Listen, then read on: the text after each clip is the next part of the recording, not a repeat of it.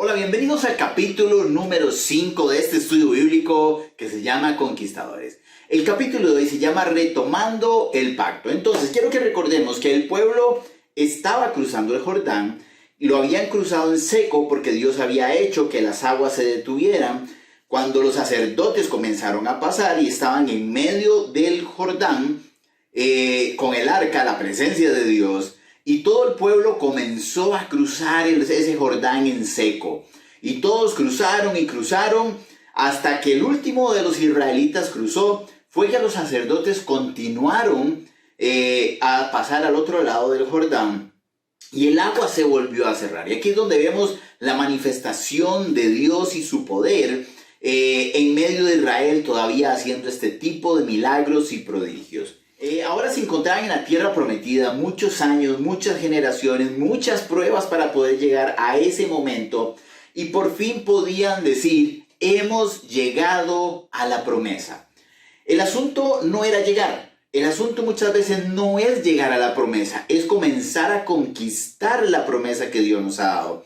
Por eso se acuerdan en uno de los capítulos donde Dios les dice, todo lo que toque la planta de sus pies será suyo.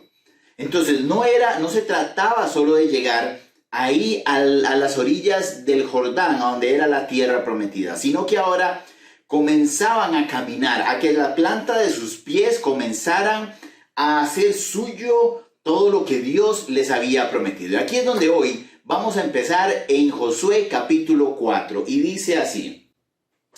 El pueblo partió del Jordán el día 10 del mes primero, o el primer mes, y acamparon en Gilgal, al oriente de Jericó. Josué erigió en Gilgal las 12 piedras que habían traído del Jordán, y dijo a los hijos de Israel, cuando el día de mañana os pregunten vuestros hijos, ¿qué significan estas piedras? Diréis a vuestros hijos, Israel pasó en seco por este Jordán.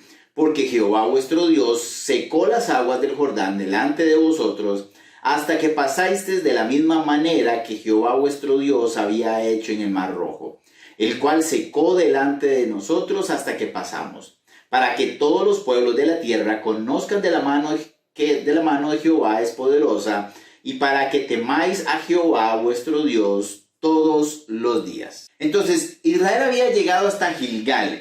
Dice que era el día 10 del mes primero. Hay algo que en el calendario hebreo bíblico se llama Nisan, no como la marca de carros, sino que era en hebreo. Y dice que comienza a partir, o el calendario hebreo comienza a partir de su salida de Egipto, de esa salida de la esclavitud. Este mes, Nisan, es nombrado por primera vez en el segundo libro de la Biblia, ¿verdad? Que es Éxodo, ya lo hemos visto, donde dice, este mes os será principio de los meses, para vosotros será el principio en los meses del año. Entonces resulta ser que este mes Nisan, este primer mes, coincide con la primavera. Recordemos que también la primavera es donde todo empieza otra vez a surgir, ha pasado toda la parte, ¿verdad?, donde se está derritiendo un montón de cosas, y que recordemos que en el capítulo pasado habíamos visto que se estaba derritiendo la nieve que venía del monte del Líbano, y entonces por eso que había un gran cauce en el río Jordán. Todo esto era parte de lo que sucedía también en época de primavera.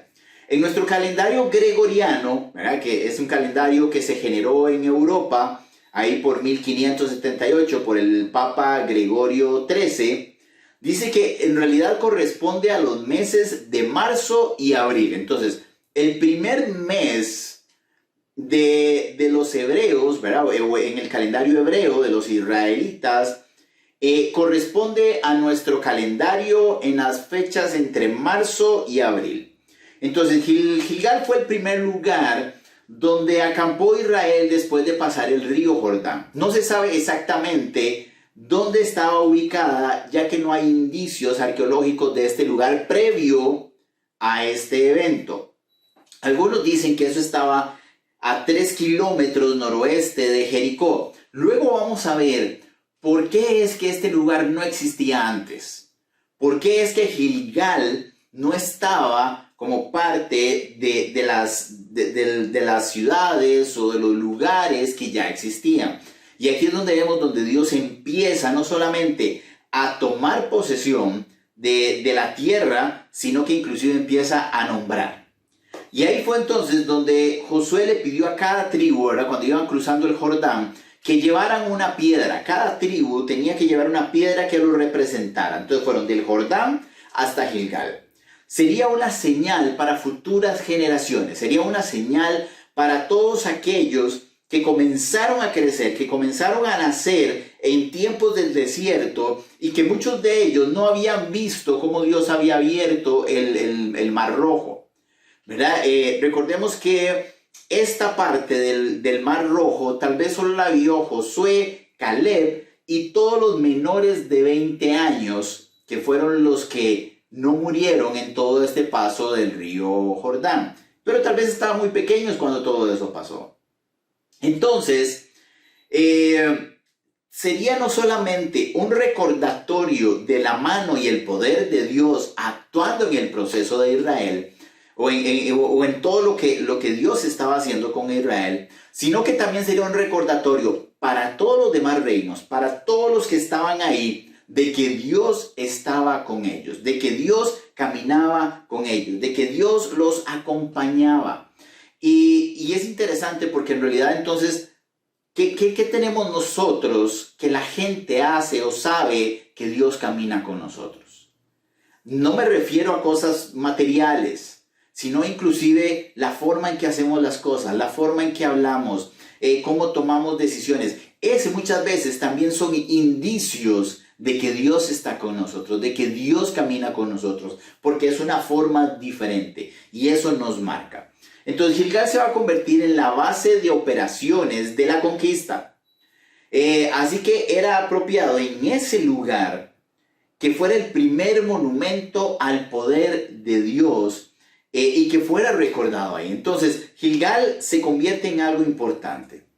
Entonces era algo que le recordaría el proceso de la conquista y de cómo habían llegado ahí. Muchas veces en medio de la prueba, en medio de la conquista de las cosas de Dios para nuestra vida, es bueno recordar de dónde hemos venido. Es bueno recordar todo lo que Dios ha hecho para que lleguemos a esa promesa. Porque Dios nos da promesas y llegamos a la promesa, pero ¿cuál ha sido nuestro proceso? ¿Cuál ha sido nuestro camino para llegar hacia esa promesa? ¿Qué tanto recordamos todo lo que hemos hecho, todo lo que hemos pasado, todo lo que Dios nos ha transformado para poder llegar hacia esa promesa? Ok, ahora continuamos en Josué capítulo 5. Cuando todos los reyes de los amorreos que estaban al otro lado del río Jordán, al occidente, y todos los reyes de los cananeos que estaban cerca del mar, oyeron cómo Jehová había secado las aguas del Jordán delante de los hijos de Israel hasta que pasaron. Desfalleció su corazón y se quedaron sin aliento ante los hijos de Israel. Ya algo de esto lo habíamos escuchado antes cuando los espías estaban con Rahab. Y aquí vamos a devolvernos a Josué 2. Recordemos que Josué manda 2 espías a Jericó. Ellos entran a Jericó, se encuentran con Rahab, una prostituta que llega y los ayuda, pero les dice algo interesante, les dice algo importante. Josué 2:10, porque hemos oído que Jehová hizo secar las aguas del Mar Rojo delante de vosotros cuando salisteis de Egipto. Y también lo que habéis hecho con los 2 reyes de los amorreos que estaban al otro lado del Jordán, con Sehón y con Og, a los cuales habéis destruido. Al oír esto, ha desfallecido nuestro corazón, que es lo mismo que se estaba pasando después de que pasaron el río Jordán. y no ha quedado hombre alguno con ánimo para resistiros. Porque Jehová vuestro Dios es Dios y es Dios de arriba en los cielos y abajo en la tierra. Jericó ya había escuchado del poder de Dios y estaban con miedo. Estaban con miedo no solo de los israelitas, sino del Dios que acompañaba a los israelitas. Habían escuchado de este poder. Ahora hay una nueva manifestación del poder de Dios cuando detiene las aguas del río Jordán. A ver, no creo que este hecho haya pasado desapercibido en las tierras de Canaán. No es un hecho que solo unos cuantos se dieron cuenta. Todos se dieron cuenta de que algo había pasado con el río Jordán, que las aguas se habían detenido. Y todo esto comenzó a comunicarse y la gente empezaba a hablar y llegó a los oídos de los reyes y esto creó miedo en ellos. Entonces todos los reyes de Canaán estaban asustados. Su corazón dice que estaba desfallecido, que quiere decir quedar sin fuerzas o energía física casi al punto de desmayarse. También dice que es perder la fuerza moral y el ánimo. Así estaban los reyes de Canaán ante Israel. Así estaban los reyes de Canaán. Dicen que estaban desfallecidos. Los enemigos de Israel ya estaban derrotados antes de que se diera la primera batalla en la tierra de Canaán. Dios ya había ganado la batalla. ¿Se acuerdan cuando veíamos de que Dios les decía, yo voy a derrotar a todos esos, yo me voy a encargar de todo eso? Dios ya estaba haciéndolo. Dios ya se estaba encargando de ellos. Entonces la estrategia de Dios no era llegar con fuerza, no era llegar y decir, ahora el ejército de Israel va a llegar y va a atacar con toda su fuerza, sino que era derrotar desde adentro, desde el corazón. Dios empezó a trabajar y a meter miedo y a empezar a derrotar a los reyes dentro de ellos, dentro de su mente, dentro de su corazón, para que cuando Israel llegara, simplemente se rindieran. Para que cuando Israel llegara dijeran, aquí no hay nada que hacer. Podríamos decir que sin luchar la batalla ya la habían ganado.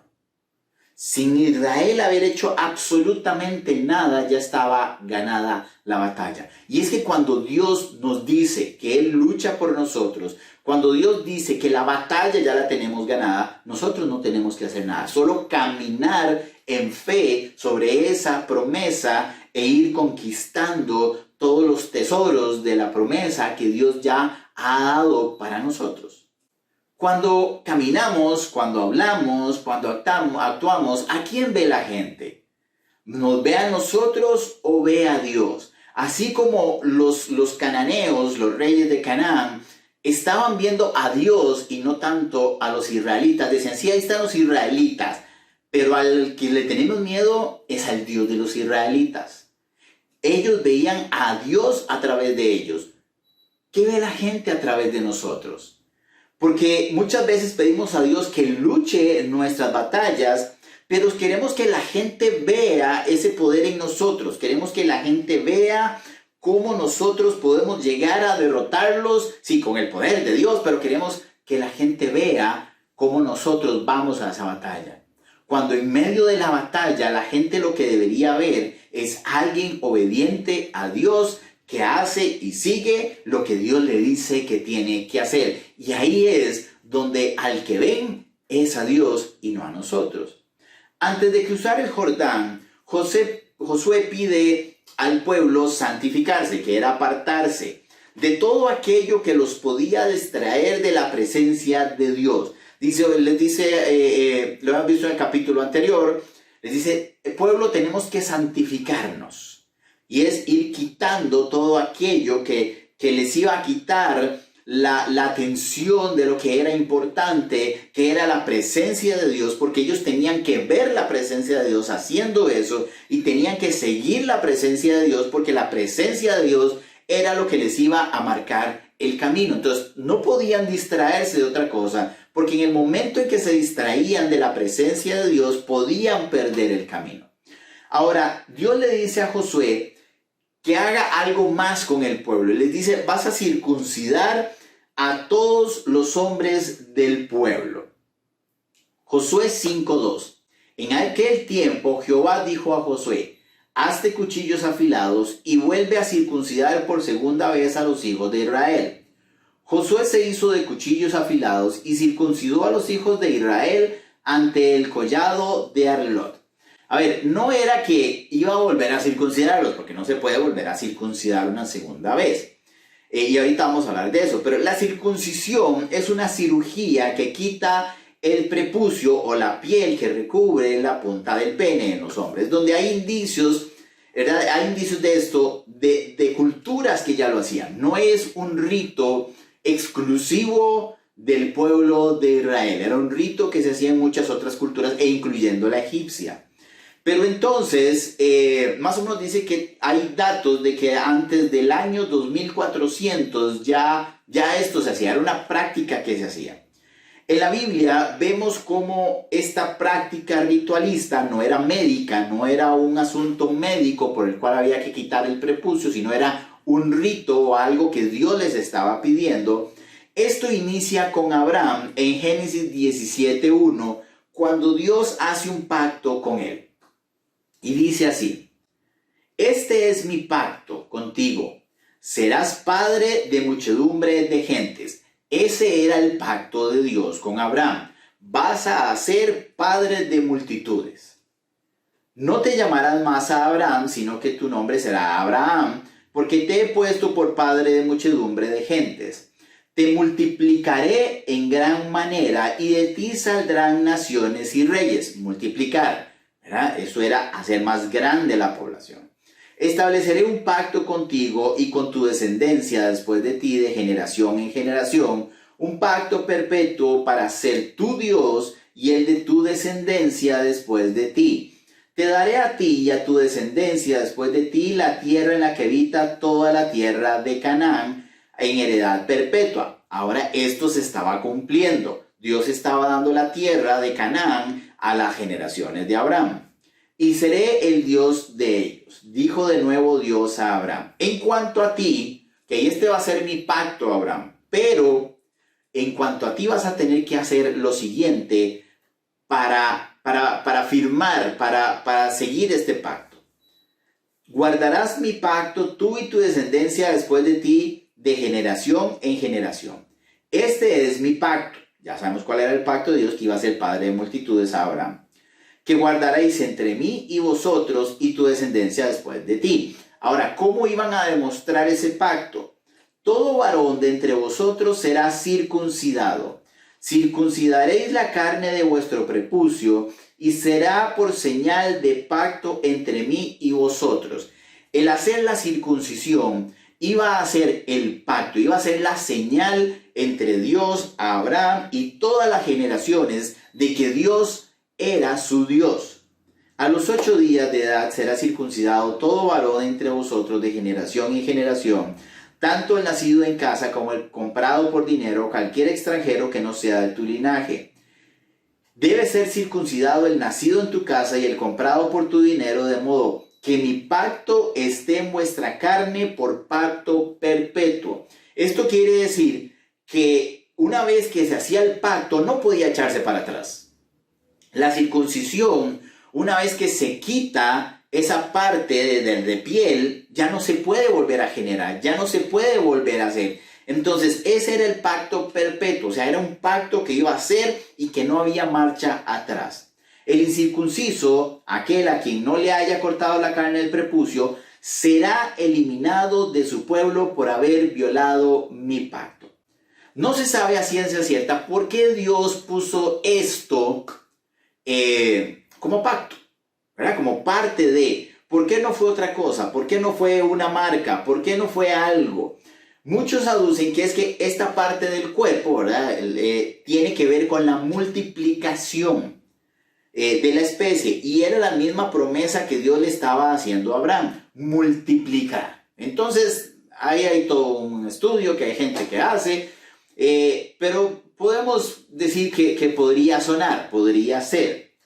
Entonces, así que todo hombre perteneciente al pueblo de Dios, ya fuera nacido o comprado, y que quería ser parte del pueblo de Israel, debía ser circuncidado haciendo pacto con Dios. Y esto era entonces un rito importante para ellos. Entonces, como les decía, no era que Dios les estaba diciendo, a ver, vuelvan a hacerlo. Porque como les digo, ya una vez que se corta esa parte de la piel, no vuelve a crecer y no puede volver a hacerse.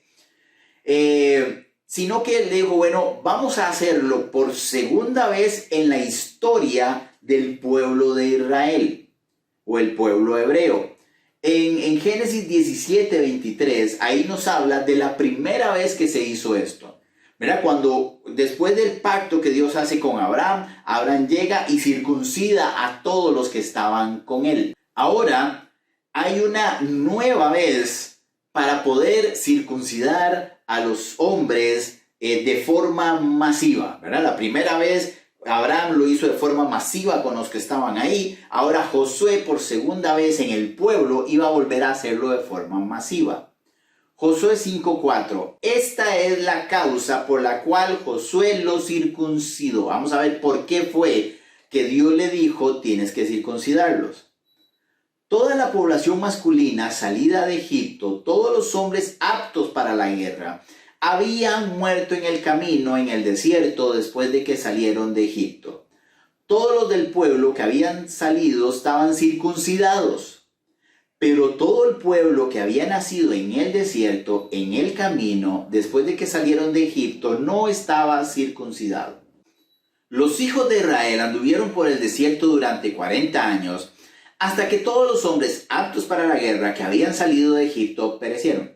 Como no obedecieron la voz de Jehová, Jehová juró que no les dejaría ver la tierra que él había jurado a sus padres, que nos daría tierra donde fluye leche y miel. Entonces, aquí vemos realmente la explicación de que por qué había que volver a circuncidar. Solo los que estaban en Egipto, solo los que estuvieron como esclavos en Egipto, siguieron esta tradición de circuncidar a sus hijos a los 8 días de nacido. Era parte del rito de ellos. Aunque estaban esclavos en Egipto, Israel siguió haciéndolo. Entonces, todos los hombres que salieron de Egipto estaban circuncidados. Pero en el momento en que salieron de Egipto, se convirtieron en un pueblo nómada, en un pueblo errante, en un pueblo que caminaba constantemente. Y esta práctica estaba un poco complicada hacerla en el desierto mientras se caminaba. Mientras los hijos iban naciendo, no había tiempo para circuncidarlos. Entonces fue algo que dejó de hacerse. Ahora, era tiempo de retomar el pacto de Dios. Era el tiempo de dar ese paso y de ser marcados como pueblo de Dios. Y de ser marcados como algo que los diferenciara. De ser marcados en ese pacto perpetuo. De decir, nosotros somos el pueblo de Dios y Dios es nuestro Dios. Josué 5:7 dice, a sus hijos, los que él había puesto en lugar de ellos, Josué los circuncidó, pues eran incircuncisos, ya que no habían sido circuncidados por el camino. Cuando acabaron de circuncidar a toda la gente, se quedaron en el lugar del campamento hasta que sanaron. Entonces Jehová dijo a Josué, hoy he quitado de encima de vosotros el oprobio de Egipto. Por eso se llamó Gilgal aquel lugar hasta hoy. Entonces, Josué circuncidó a todos los hombres como un acto de consagración a Dios por parte del pueblo. Recordemos que en estos tiempos era todo una cultura patriarcal. Entonces las mujeres no contaban, no había ningún rito, no había nada donde las mujeres tuvieran que hacer este pacto, sino que el pacto se daba a través del hombre y ese pacto alcanzaba a toda su familia. ¿Okay? Entonces el pacto se hacía solo con el hombre. Ahora, por causa de la cirugía, por causa de todo esto, en realidad era una cirugía ahí complicada, los hombres, ya que tenían edad para luchar, no podían. O sea, estaban vulnerables, se volvieron incapaces de luchar por un tiempo a causa de esta cirugía. Así que se quedaron en ese lugar hasta que sanaron. ¿Okay? Dijeron, bueno, hemos circuncidado a todos los hombres, perfecto, hemos cumplido con el pacto, pero esto hizo que incapacitaran a todos los posibles guerreros. Se incapacitaron todas aquellas personas que podrían luchar. Y muchos podríamos entrar en crisis y decir, pero ¿y ahora qué vamos a hacer? Estamos vulnerables, estamos en un proceso. Dios, me estás metiendo en un tiempo de oración, me estás metiendo en un tiempo de ayuno, cuando yo debería estar atacando, cuando yo debería estar haciendo. Y Dios dice, hay momentos para todo. Es un momento de consagrarse, es un momento de sanar, porque si no lo sanas ahorita, esto en la batalla va a dar problemas. Y aquí vemos el poder y el cuidado de Dios. Los demás pueblos pudieron haber dicho, aprovechemos. Hemos escuchado que el pueblo de Israel se circuncidó. Quiere decir que no están en capacidad de luchar. Así que vamos a unirnos y vamos a ir contra ellos. Y antes de que hagan su primer paso, los vamos a ir a derrotar. Pero vean el cuidado de Dios, que hasta en los tiempos de vulnerabilidad nos cuida. Hasta en los tiempos donde estamos sanando, Dios nos cuida. ¿Okay? Entonces, la confianza de Dios debía ser tan grande en ese momento. La confianza de Dios debía estar puesta totalmente en Dios para saber de que no iban a llegar hasta ellos hasta que sanaran. Dios les dice que también les quitó el oprobio de Egipto que había en ellos. Oprobio significa la vergüenza pública o la vergüenza de ser esclavos. Entonces, tal vez ellos decían, bueno, venimos de esclavitud, nuestros padres eran esclavos, y Dios les dice, a partir de esto, a partir de que ahora ustedes se han consagrado a mí, ustedes antes no se habían consagrado, entonces quiere decir que todavía había algo en ustedes que no los hacía pueblo totalmente. Pero he quitado aquello que Egipto no los dejó hacer. He quitado aquello que Egipto no les permitió hacer, que era hacer este pacto conmigo. Y entonces ahora ya lo hemos hecho y hemos quitado todo aquello que Egipto no nos permitía. Y entonces se convirtieron en pueblo de Dios. También pudimos descubrir por qué no habían indicios de Gilgal. Es que Gilgal no existía antes de esto. Gilgal no era parte de la tierra de Canaán, porque dice que era un lugar que se estableció cuando llegaron los israelitas. Se dice que Dios nombró ese lugar como Gilgal. Vemos cómo Dios no solamente les da las promesas y les dice, ¿y saben qué? Les voy a empezar a dejar a poner el nombre que ustedes quieran. Así que este lugar, tal vez antes se llamaba así, pero hoy se va a llamar Gilgal, porque es tierra nueva, es tierra de ustedes. Y entonces vamos a empezar a conquistarla. Y la primera conquista fue hacerla suya. La primera conquista fue decir, ahora nosotros venimos y le vamos a poner Gilgal a este lugar. Dios ha dicho que este lugar se llama Gilgal porque hemos hecho pacto con él. Y entonces lo hicieron suyo. Josué 5:10. Los hijos de Israel acamparon en Gilgal y celebraron la Pascua a los 14 días del mes, por la tarde en los llanos de Jericó. Al otro día de la Pascua comieron de los frutos de la tierra, panes sin levadura, y ese mismo día espigas nuevas tostadas. El maná cesó al día siguiente desde que comenzaron a comer los frutos de la tierra, y los hijos de Israel nunca más tuvieron maná, sino que comieron de los frutos de la tierra de Canaán aquel año. Entonces, mientras se recuperaban, celebraron la Pascua. Recordemos que la primera celebrada fue cuando el pueblo iba saliendo de Egipto y celebraban cada año la Pascua para recordar su liberación como esclavos. Eso era la Pascua. El pueblo de Israel sale de Egipto. Entonces, era la primera vez que celebraban la Pascua en la tierra de la promesa. Imagínense, dijeron, bueno, vamos a celebrar la Pascua porque Dios nos va a liberar de Egipto y vamos a ir a la tierra prometida. Y fueron muchos años celebrándola y diciendo, pronto estaremos, vamos a celebrar que salimos de allá, pero vamos para allá y vamos a ir. Y en ese momento ya estaban en la promesa. Fue la primera vez que celebraron la Pascua en la promesa. Pero también comenzaron a comer los frutos de la promesa. Ellos venían desde que salieron de Egipto, donde Dios les dijo, y les daré una tierra que fluye leche y miel. Estos frutos solo habían sido probados por los 12 príncipes que habían ido a reconocer la tierra. Muchos años antes, 40 años antes, ¿verdad? De que estuvieran dando vueltas.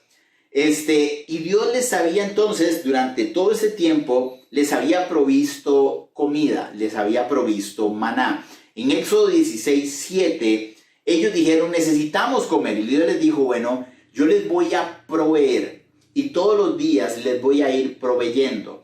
Cada día será un día diferente, pero yo les voy a proveer. Y dice que les dio maná. Entonces, en su camino a la tierra prometida, durante 40 años y un poco más, ellos comieron maná. Maná era, como les decía, la provisión de Dios y dependían de ello. Pero ahora estaban en la tierra donde había algo más que maná. Ya no era necesario el maná. Ya una vez que cruzaron el Jordán, estaban en la tierra de la promesa, estaban en la tierra que fluye leche y miel. Y ya el maná no era necesario. Dios no quería que se volvieran perezosos. No quería, o sea, de que no quisieran trabajar en recolectar, decir, bueno, ahí está todo lo de la promesa, pero yo quiero seguir comiendo maná. Dios sigue dándome maná. Y Dios decía, pero ya te llevé hasta aquí.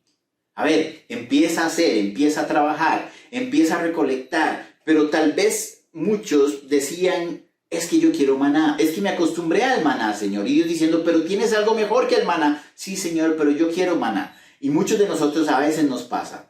Buscamos toda la provisión de Dios durante la promesa, pero cuando llegamos a la promesa queremos seguir en ese proceso donde Dios nos lleva y nos acompaña y nos chinea, pero Dios también nos está diciendo, es hora de que comiences a caminar, es hora que comiences a crecer, es hora de que comiences a tomar de los frutos que ya están ahí. Ahora, en nuestro próximo capítulo vamos a ver el encuentro que tiene Josué con el príncipe de los ejércitos de Jehová. Y esto va a motivar a Josué para empezar la primera batalla. Entonces nos vemos la próxima semana con un nuevo capítulo de Conquistadores. Hasta luego.